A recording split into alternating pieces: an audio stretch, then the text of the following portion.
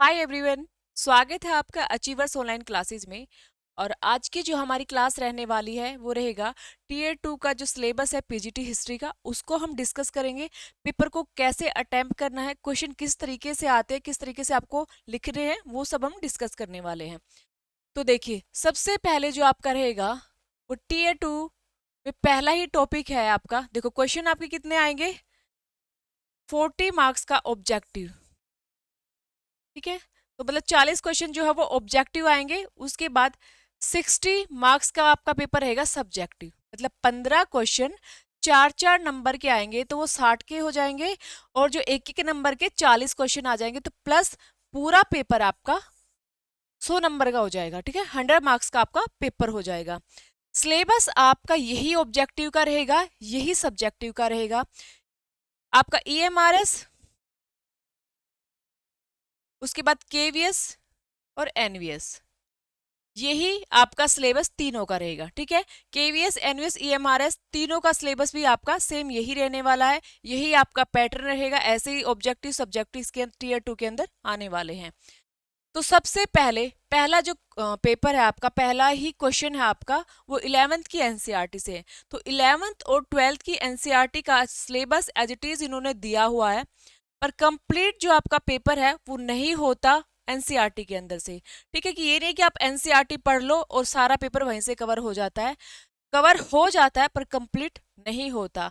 और एनसीईआरटी को भी आपको बहुत अच्छे से पॉइंट टू पॉइंट बहुत अच्छे से पढ़ना है, तब जाके हम बहुत हद तक क्वेश्चन लिख पाते हैं। ठीक है, क्योंकि इसकी लैंग्वेज आपको भी पता है, एनसीईआरटी की थोड़ी सी तो दूसरी बुक्स है उनसे टिपिकल होती है। तो आपको एनसीईआरटी साथ में जो भी आपने पहले पढ़ा है उसके नोट्स, आपने एसटेट सीटेट क्लियर किया है, या आप जो भी आप पीजीटी का पेपर देते हैं आपने बहुत सारा पढ़ा है, वे सारे के सारे नोट्स आपको रखने हैं। उसके साथ आपको जो भी बुक्स आप फॉलो कर रहे हैं वो आपको अपने साथ रखनी है। ठीक है, तो इसके बाद क्या है, जो पहला ही टॉपिक है, पहला ही टॉपिक जो राइटिंग एंड सिटी लाइफ है, लेखन और जो शहरी कला है, लेखन और शहरी कला, ये मेसोपोटामिया सभ्यता के बारे में है। आधुनिक इराक में एक सिविलाइजेशन, जैसे भारत में हड़प्पा सभ्यता को पढ़ते हैं, ऐसे ही इराक में सिविलाइजेशन है मेसोपोटामिया। ये 11th के एनसीईआरटी का टॉपिक है।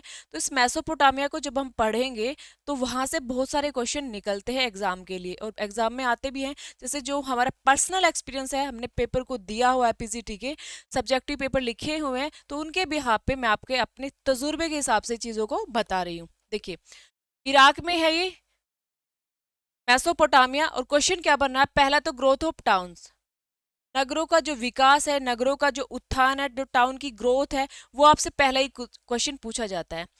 आपको भूमिका डालनी है, इंट्रोडक्शन, एक 2 लाइन का इंट्रोडक्शन डालना है, क्योंकि 4 नंबर में आपको बहुत लंबा इंट्रोडक्शन नहीं करना है। दो ही मैं आपको 3-4 क्वेश्चन लिख के नेक्स्ट क्लास में आपको लिख के दिखाऊंगी, बताऊंगी कैसे करना है। तो पहले सिलेबस को समझिए और क्वेश्चन कहाँ से पूछा जा रहा है वो समझना है।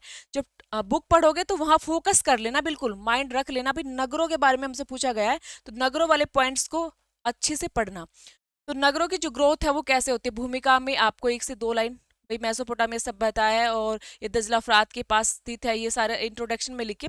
उसके बाद उसकी ग्रोथ के बारे में पूछा, ग्रोथ कैसे होता है, नगर की ग्रोथ कैसे होती है, टाउन प्लानिंग कैसे होती है, शहरीकरण कैसे हो रहा है, वो सब चीजें आपको उसमें पढ़नी है। कि एग्रीकल्चर है, व्यापार है, नदियों के किनारे अगर नगरों का उत्थान हो रहा है, तो नदियों के कार्य, जैसे दजला और फरात नदी थी, वहां से व्यापार होता था, एग्रीकल्चर था, उन सब के बिहाफ पे नगरों का उत्थान हो रहा है, कृषि है, इन सब चीजों के बारे में आपको याद रखना। ठीक है, और उसके बाद आपको मेसोपोटामिया की जो सोसाइटी है उसके बारे में पूछा गया, समाज कैसा था, समाज में आपको परिवार के बारे में लिखना है, ज्वाइंट फैमिली है या न्यूक्लियर फैमिली है। उसके बाद समाज में स्त्रियों की जो स्थिति है वो बतानी है समाज के अंदर, एजुकेशन बतानी होती है समाज के अंदर, ये सारी चीजें, मनोरंजन वगैरह की जो बातें वो सब समाज के अंदर बतानी होती है।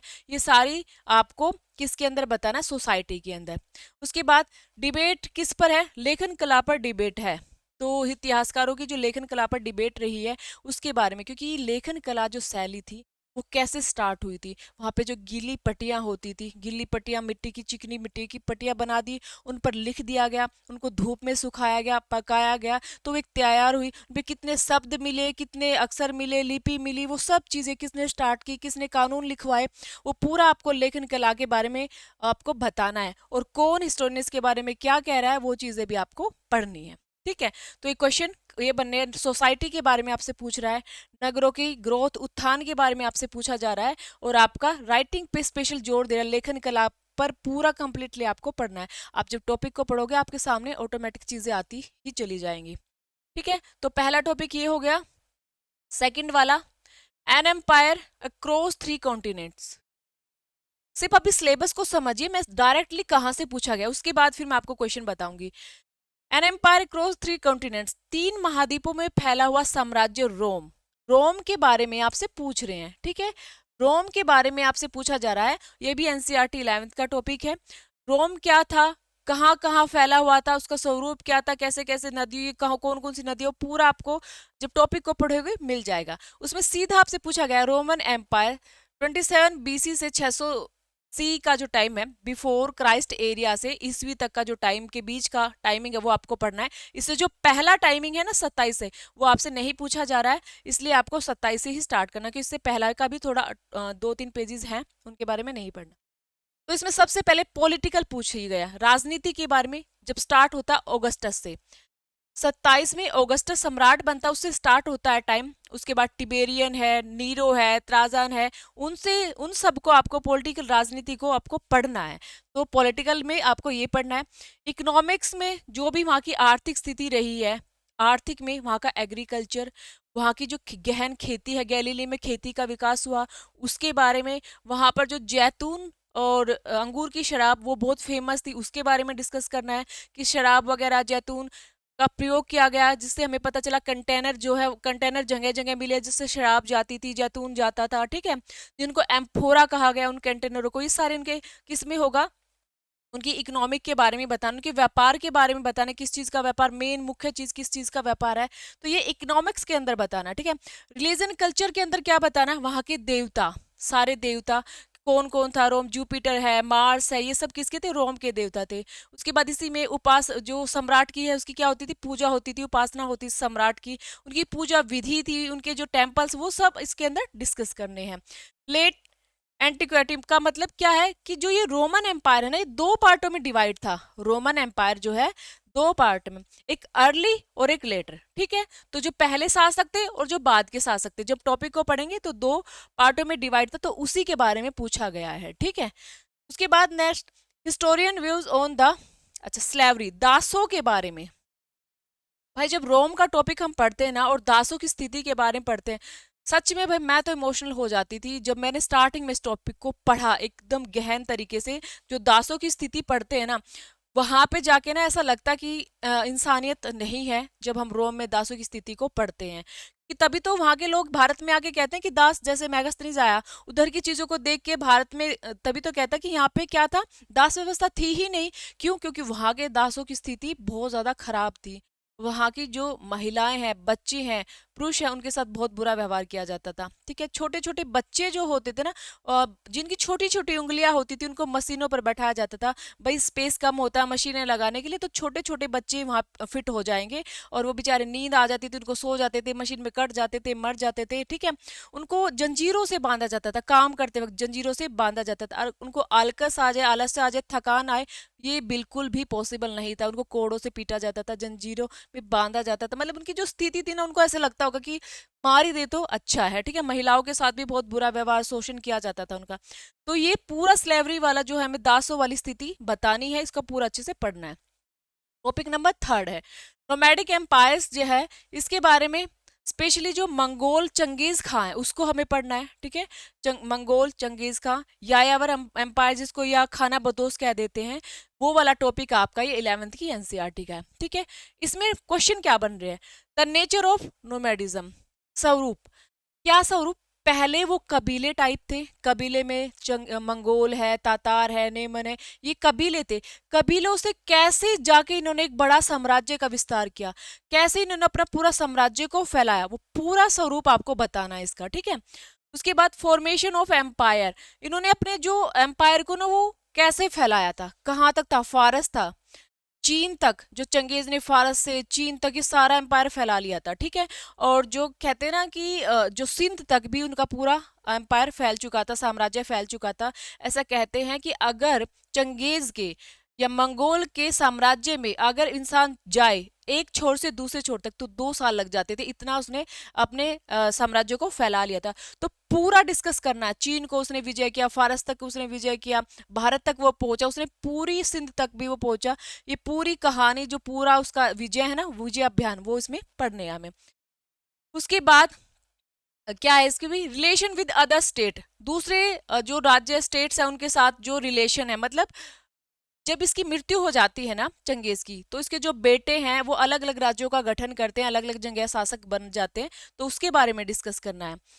हिस्टोरियन व्यूज और nomadic society and state format, society वो ही उनकी सोसाइटी स्टेट के बारे में अच्छे से बताना कि उनका समाज कैसा था, कबीलाई उनकी लाइफ बतानी है, ठीक है, कैसे शासक बना है, कबीलाई में कोई एक सरदार हुआ करता था, वो क्या था, क्या उनकी कानून व्यवस्था थी, वो सारा आपको पढ़ना है। स्त्रियों की दशा कैसी थी, फिर बाद में एजुकेशन आई, कैसे एजुकेशन उन्होंने फॉलो किया, किस दूसरों की जो कानून है नीतियों एजुकेशन में इन्होंने ली, उसको चंगेज ने काफी हद तक सुधार किया, वो सब इसके अंदर पढ़ना है।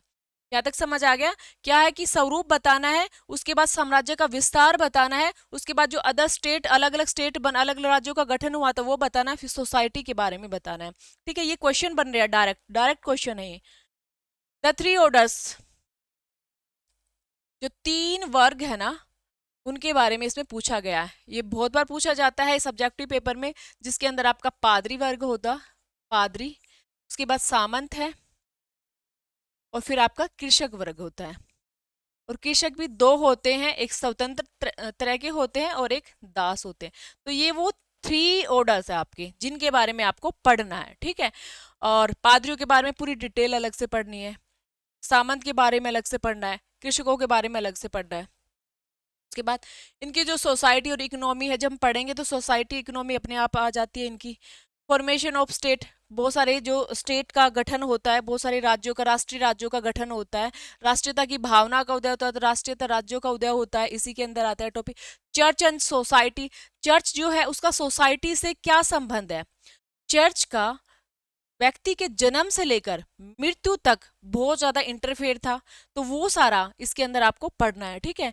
और इसमें आपको पादरी जो चर्च है उसमें आपको पादरी, आर्क बिशप और मठ, ये सारे पढ़ने हैं चर्च के अंदर, ठीक है। सोसाइटी का इसमें क्या रोल था इसका, ये भी पढ़ना है। उसके बाद सामंतवाद का पतन, डिक्लाइन ऑफ फ्यूडलिज्म, जो सामंतवाद का पतन हुआ था वो कैसे हुआ था, वो पूरे पॉइंट टू पॉइंट डालने हैं आपको, ठीक है। उद्योगों का स्टार्ट हो चुका था, ठीक है, लोगों के अंदर जागरूकता आ चुकी थी, एजुकेशन मतलब पढ़ाई, एक दूसरे के इधर उधर जाने लगे थे, पढ़ने लगे थे, तो उनको पता चल गया था कि अपने अधिकारों के बारे में, ठीक है। जो किसान है वो स्वतंत्रता मांगने लगे थे, बगावत करने लगे थे, ये सारी चीजें आपको इसमें अंदर पढ़नी है, ठीक है। नेक्स्ट टॉपिक है चेंजिंग कल्चर ट्रेडिशन, ठीक है। इसमें क्या है आपका, जो बदलती हुई परंपराएं हैं, चेंज हुआ इन्वायरमेंट, जो चला आ रहा था उसको चेंज होना, बदलना, जिसको हम पुनर्जागरण टॉपिक कहते हैं, ये भी 11th के एनसीईआरटी का पुनर्जागरण। पुनर्जागरण के अंदर आपको सबसे पहले लिटरेचर और आर्ट्स के बारे में पढ़ना है, जो भी उसमें सारे के सारे, जब आप देखोगे बुक्स को तो उसमें कौन कौन है, बोकासियो है, मैकियावेली है, पेट्रार्क है, इन सब के बारे में पढ़ना है आपको, ठीक है। महिलाएं भी हैं उनके बारे में भी पढ़ना है, तो वो आपको इसके अंदर पढ़ना है, ठीक है। उनके विचार पढ़ने हैं इसके अंदर, ठीक है। और वेस्ट एशिया का जो कॉन्ट्रीब्यूशन रहा है, जो एजुकेशन आई है ना इधर उधर से, उनके बारे में आपको पढ़ना है, बुक्स के अंदर ही है। उसके बाद नेक्स्ट क्या है आपका, हाँ पूरा मतलब एक तरह से पुनर्जागरण को कंप्लीटली ही पढ़ना आपको, चाहे उसके इफेक्ट क्या पड़े हैं, चाहे उसकी स्टार्टिंग कैसे हुई है पुनर्जागरण की, लिटरेचर क्या क्या आया है, वो सब आपको इसके अंदर पढ़ना है। नेक्स्ट है, हाँ ये भी टॉपिक 11th के एनसीईआरटी का है, जिसमें आपको अमेरिका और ऑस्ट्रेलिया, जब बुक खोलोगे तो अमेरिका और ऑस्ट्रेलिया के बारे में जो भी जानकारी, उनकी सोसाइटी है, लोकल पीपल्स के बारे में है, ठीक है, उनकी सारी बातें आपको मिल जाएंगी। पाथ ऑफ मॉडर्नाइजेशन, ये वाला जो है, ये वाला टॉपिक लास्ट टॉपिक है 11th की एनसीईआरटी का, जिसमें चीन और जापान को पढ़ना, और स्पेशली क्या पूछा हुआ है, एक तो इकोनॉमिक ग्रोथ जापान की कैसे हो रही है और चाइना की कैसे हो रही है, दोनों की ग्रोथ पढ़नी है। उसके बाद चाइना एंड जो कम्युनिस्ट पार्टी है ना, स्पेशली उसको इन्होंने इंडिकेट किया हुआ है भी, जो कम्युनिस्ट पार्टी है उसको आपने पढ़ना है। उसके बाद डिबेट किस चीज पर हो रही है, मॉडर्नाइजेशन पर। जापान ग्रोथ कैसे करा, जापान फिर दोबारा से भी ग्रोथ कर गया था, एक उस पर जब बम वगैरह गिराते तो फिर से ग्रोथ कर गया था। तो कैसे उसके ग्रोथ के कारण क्या थे और चीन के ग्रोथ के कारण क्या थे, मतलब छोटे छोटे टापुओं में फैले हुए ये जो द्वीप थे, एकदम से ऐसे स्टेट, ऐसे राज्य कैसे बन गए, ऐसे देश कैसे बन गए, इनके अंदर इतनी टेक्निक कैसे आई, इनका पूरा सफर आपको पढ़ना है। ठीक है, मेजी पुनर्स्थापना भी उसके अंदर आएगी, जो सरकार वहां पे जो सुविधाएं लगा रही है, ट्रेन चला रही है, वो सब चीजें आपको उसके एजुकेशन, सैनिक शिक्षा, सब उनके मॉडर्नाइजेशन के अंदर आपको पढ़नी है। ठीक है, नेक्स्ट है, ये 11th की एनसीईआरटी आपकी कंप्लीट हो जाती है, फिर आपकी आती है 12th की एनसीईआरटी। ठीक है, इसके अंदर आपको क्या पढ़ना है, ब्रिक्स, बीड्स एंड बोन्स, ईंटें हैं, ठीक है, मनके हैं, और आपकी बोन्स, हड्डियां है। इसमें क्या पढ़ना, टॉपिक का नाम तो ये है, पर टॉपिक के अंदर क्या है, देखिए हड़प्पन सिविलाइजेशन, ये आपको पढ़नी है। हड़प्पन सिविलाइजेशन में सबसे पहले तो जो आपके नगर हैं उनके बारे में, नगरों के बारे में, हड़प्पा है, मोहनजोदड़ो है, चोहंदड़ो है, कालीबंगा है, जो मेन मेन महानगर हैं, इनके बारे में आपको कंप्लीट जानकारी लेनी है। ठीक है, उसके बाद इनका डेवलप डेवलप कैसे, मतलब कैसे ये सभ्यता उत्थान पर पहुंची, ये सारी चीजें आपको पढ़नी है उन सभ्यताओं के अंदर। नेक्स्ट है भाई अर्ली अर्बन सेंटर्स, हाँ इसी के अंदर है। उसके बाद स्टोरी ऑफ डिस्कवरिंग, मतलब हड़प्पा की जो खोज हुई है उसको पूरा आपको अच्छे से कवर करना है। भाई सबसे पहले चार्ल्स मैशन ने इसको देखा, कनिंगम ने इस पे काम किया, फिर जॉन मार्शल, दयाराम साहनी, उनकी पूरी स्टोरी इसके अंदर आपको मेंशन करनी है। ठीक है, उसके बाद उनके जो आर्कियोलॉजिकल सोर्सेज है, मेजर साइट की जो भी साइटें हैं, उनकी उत्थान, पुरातत्व, किसने खोजी, कहाँ से खोजी, कहाँ मिली, ये सारी साइटों के बारे में आपको पढ़ना है। भाई कालीबंगा कहाँ मिली है, मोहनजोदड़ो कहाँ मिला है, कौन सी नदी के पास है, ठीक है, क्या क्या वहां से अवशेष मिले हैं, किसने उसको खोजा है, वो सारे पॉइंट्स आपको पढ़ने हैं इसके अंदर। किंग फार्मर्स एंड टाउन, इसके अंदर भाई आपको सबसे पहले तो एक तो महाजन पद के बारे में, 16 महाजन पद के बारे में थोड़ा सा जानना है। 16 महाजन पद के बारे में आपको, उसके बाद फिर आपका मौर्य और गुप्ताज पीरियड के बारे में पढ़ना है। इसमें स्पेशली पॉलिटिकल और इकोनॉमिक जानकारी, उनकी जो उनकी राजनीति है उसको पढ़ना भी, पहले कौन सा शासक बना, फिर दूसरे पे कौन सा शासक बना, युद्ध उनने क्या क्या किया, ये तो राजनीति में हो गया। एक उनकी इकोनॉमिक्स के बारे में, ये दो चीजें स्पेशल मेंशन की हुई है। ठीक है, बाकी जैसे सोसाइटी है, धर्म है, वो बाद में ऐड, मतलब बाद में पढ़ेंगे, तो मेन जो डायरेक्टली पूछा है हमसे यही पूछा है। स्टोरी ऑफ डिस्कवरी, उनके, हाँ जो अशोक के इंस्क्रिप्शन, शिलालेख और लेख जो भी है, अभिलेख है, उनके बारे में पूरा, उनकी खोज किसने की, सबसे पहले किसने देखा, वो सब आप पढ़ते हो ना, उसने जैसे आपने ऑब्जेक्टिव में पढ़ा, बस उसको सब्जेक्टिव फॉर्म में लिखना है। उसको किसने देखा सबसे पहले, फिर किसने उसकी खोज की, ठीक है, किसने इनको बनवाया, कहाँ कहाँ इनको बनवाया गया था, ठीक है, ये सारी चीजें आपको इसके अंदर जाननी है। उसके बाद नेक्स्ट है Ashok inscription, Gupta period and grand, यही सारी चीजें, सारे के सारे लेख, शिलालेख आपको गुप्ता पीरियड के और उसके अशोक के, मौर्य काल के, दोनों के आपको पढ़ने हैं। ये है आपका किंगशिप, कास्ट एंड रिश्तेदारी, वर्ग जो है, जाति, ये टॉपिक आपका महाभारत का। ठीक है, टॉपिक का नाम कुछ होता है पर अंदर जो मैटर है वो स्पेशली महाभारत के बारे में, महाभारत का समालोचनात्मक अध्ययन, समालोचनात्मक अध्ययन, इसके अंदर महाभारत को आप कंप्लीट पढ़ना है। इसी में सब वर्ग वगैरह बताया गया, जाति के बारे में कंप्लीट दिया गया है कि क्या क्या जाति थी, कैसे कैसे जातियों के कार्य थे। उसके बाद वर्ग वर्ग अच्छे अच्छे से डिपार्ट, मतलब डिवाइड करके इसमें बताया गया है, जब पढ़ोगे तो सामने से ही आएगा। ठीक है, और जेंडर, रिश्तेदारी, आपस का जो उनका विवाह, विवाह के प्रकार, वो सब इसके अंदर आते हैं, वो आपको पढ़ने हैं। उसके बाद महाभारत, मतलब इसमें कंप्लीटली आपको महाभारत के बारे में ही, पूरा टॉपिक ही महाभारत है ये, महाभारत के बारे में सारे अलग अलग क्वेश्चन बनेंगे। कास्ट के बारे में इसमें है, विवाह अलग अलग कितने प्रकार के विवाह थे ये बताया गया है। ठीक है, उसके बाद महाभारत को किसने लिखा, कब से शुरू हुई, वो सारी चीजें इसके अंदर आपको मेंशन कर। थिंकर्स, बिलीव्स एंड बिल्डिंग्स, विचार, विश्वास और आपकी इमारतें, इसमें आपको क्या पढ़ना है, देखिए सबसे वेरी इंपॉर्टेंट, एक तो बुद्धिज्म टॉपिक में सांची जो स्तूप है वो बहुत इंपॉर्टेंट, इसमें 2 बार ऐड किया हुआ है।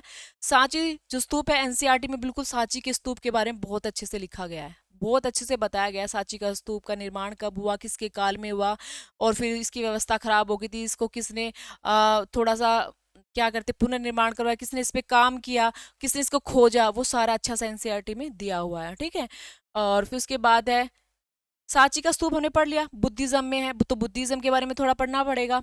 उसके बाद वैदिक काल को, जैनिज्म को, वैष्णविज्म को, शैविज्म को, ये सारा इसके बारे में आपको पढ़ना है। जो भी मतलब आपने पढ़ा हुआ है ना, उसी को सब्जेक्टिव रूप में, उसी को ऑब्जेक्टिव रूप में पढ़ना है।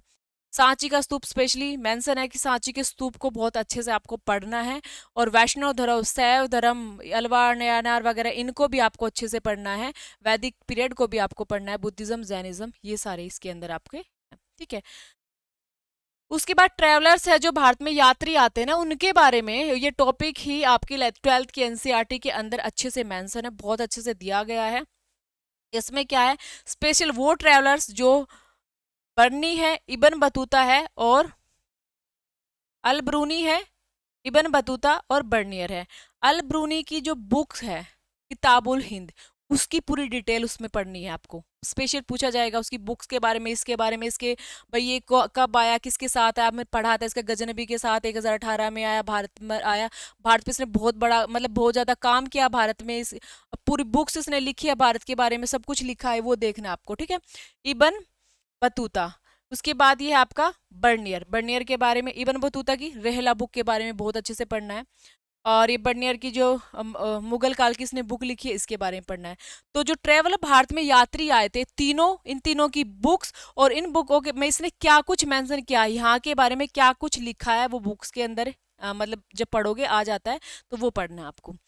उसके बाद भक्ति और सूफी, मतलब भक्ति भी और सूफी भी। सूफी में जो आपके चिश्ती है, नक्शबंदी है, कादरी सिलसिले हैं, इनके जो मेन है वो मतलब सबके नाम याद रखने हैं, फिर इनके मेन मेन जो हेड है उनको याद करना, जो जो कार्य किए हैं थोड़े बहुत उनको याद रखना है।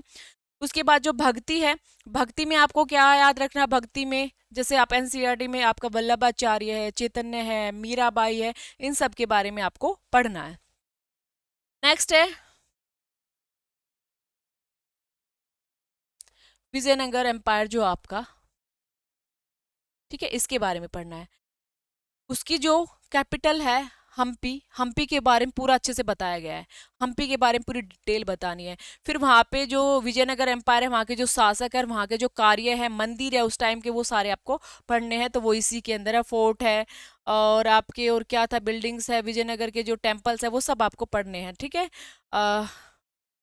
पॉलिटिकल सिस्टम वो सब आपको पता है ना, शासकों के बारे में थोड़ा सा, उसके टेम्पल्स, मंदिरों के बारे में, फोर्ट है, जो उनके किले हैं, ये सब आपको पढ़ने हैं। हम्पी का जो स्टोरी है वो पूरी हम्पी की वो अच्छे से याद करनी है। देखो जैसे उसमें सांची का स्तूप, इसमें हम्पी को बार बार फोकस किया हुआ है, ठीक है। हम्पी के बारे में ही बार बार आपसे पूछ रहा है, उसकी पूरी डिटेल आपको पढ़नी है। उसमें चाहे आपसे कुछ भी मर्जी क्वेश्चन को कैसे भी घुमा के पूछ ले, वो बस आपको माइंड में ही अच्छे से पढ़ना है। उसके बाद जो किसान, जमींदार और राज्य है, इनके बारे में क्या है, ये टॉपिक का नाम कुछ है पर ये क्या है, मुगल एम्पायर के बारे में आपसे पूछ रहे हैं। पूरा मुगल एम्पायर, बाबर से लेके औरंगजेब तक पढ़ना है, पहले उनकी राजनीति पढ़नी है, ठीक है। राजनीति को में आपसे कुछ भी पूछ ले राजनीति के बारे में, उनकी दक्षिण में वो विजय प्राप्त, जैसे दक्षिण में वो गए, उनमें क्या कुछ दक्षिण में किसने विजय की, उनकी धार्मिक स्थिति आपसे पूछ ले, उनके काल का कट्टरपंथी आपसे पूछ ले, या उनकी विजय आपसे पूछ ले, उनकी राजनीतिक अभियान आपसे कुछ भी मर्जी पूछ ले, आपको अलग अलग क्वेश्चन की फॉर्म में उनको पढ़ना है, ठीक है। और उसके बाद है स्पेशली बुक है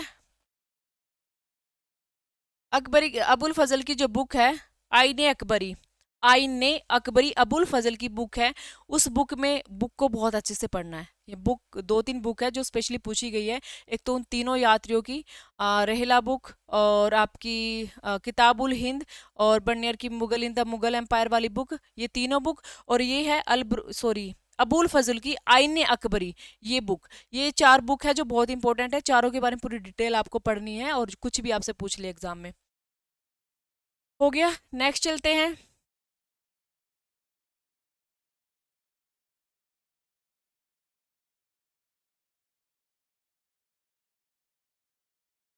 ये भी आपका जो है, आपका 12th की एनसीईआरटी का ही टॉपिक है, जिसके अंदर कॉलोनिज्म एंड रूल सोसाइटी है, ऑफिशियल रिपोर्ट, लाइफ एंड जमींदार पेरेंट्स। अच्छा, अब ये मॉडर्न हिस्ट्री में जा चुके हैं, मॉडर्न हिस्ट्री में जा चुके हैं। 12th की एनसीईआरटी का टॉपिक है। इसके अंदर हम पढ़ते हैं रेतवाड़ी व्यवस्था, सॉरी स्थायी बंदोबस्त को स्पेशल, संथाल व्यवस्था, ये टॉपिक है 12th की एनसीईआरटी का। इसमें क्या इंपॉर्टेंट है देखिए, एक तो आपसे स्थायी बंदोबस्त, एक संथाल, और पहाड़ी, इन लोगों के बारे में पूछा जाता है। ये पूरी जो स्थायी बंदोबस्त आपने पढ़ा हुआ पूरा अच्छे से लिख सकते हो। संथाल विद्रोह बहुत अच्छे से लिख सकते हो। पहाड़ी जो विद्रोह होते हैं उनके बारे में लिख सकते हो, ठीक है। जो जमींदार है, किसान है, इनके बारे में अच्छे से लिख सकते हो कि क्या जमींदारों, जमींदार की स्थिति क्या थी, पाही कास्ट कौन थे, खुद कास्ट कौन थे, वो अलग अलग पार्टों में डिवाइड थे ना, ये अच्छे से आपको पढ़ना है। किसानों की स्थिति कैसे थी, किसान क्या थे, कितना टैक्स देते थे, कितने पार्टों में डिवाइड थे, वो सब आपने पढ़ने हैं इसके अंदर, ठीक है। यही है, इनके बारे में ही पढ़ना है आपको, सोसाइटी के बारे में, उस टाइम की जो सोसाइटी है उसके बारे में बताना है। और एक स्पेशली है एक पांचवी रिपोर्ट, टॉपिक मतलब क्वेश्चन का नाम ही है पांचवी रिपोर्ट। तो ये उसमें आप बुक में देखोगे स्पेशल लिखा होता है पांचवी रिपोर्ट है। रिपोर्ट मतलब बहुत सारी चीजों की जानकारी लेने के बाद एक रिपोर्ट को प्रस्तुत किया गया था, उसको पांचवी रिपोर्ट कहा गया था। तो ये वाला क्वेश्चन बनता है। नेक्स्ट क्या, अभी 1857 का रिवोल्ट है। इसमें तो आपको सब कुछ ही करना है। सब वैसे तो मेन तो इसमें घटनाएं पूछी गई है, घटनाएं। पहले डायरेक्ट जो पूछा गया वो देखिए। और एकता, जो मतलब एकता का मतलब है जो हिंदू है मुस्लिम है वो कैसे एक होके लड़े, कैसे कैसे किस किस ने किस किस का साथ दिया आपस में, जो एक दूसरे का साथ दे देकर पहले यूनिटी कैसे बनाई गई, कैसे इकट्ठा विद्रोह हुआ, कहाँ से शुरू हुआ, कौन कौन फिर दिल्ली पहुंचे, दिल्ली से उसको क्या बनाया गया, शासक बनाया गया, फिर दिल्ली से मेरठ पहुंच, ऐसे करके पूरा का पूरा मतलब आपको एकता, उनकी यूनिटी दिखानी है। उसके बाद नेक्स्ट है, इसमें स्पेशल कह रहा कि जहां जहां घटनाएं हुई है, चाहे वो झांसी में है, चाहे वो दिल्ली में है, चाहे वो लखनऊ में, सब इवेंट्स को पढ़ना है। पर लखनऊ को इन्होंने स्पेशली फोकस करने के लिए आपको बोला है, ठीक है। और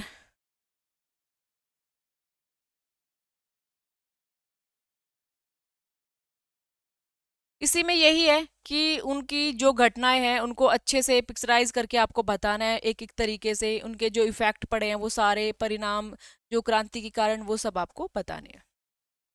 महात्मा गांधी का जो है आपको 1918 से लेके 1947 तक के बीच की जो भी उनके स्पेशल तीन आंदोलन तो आपको बताने ही है।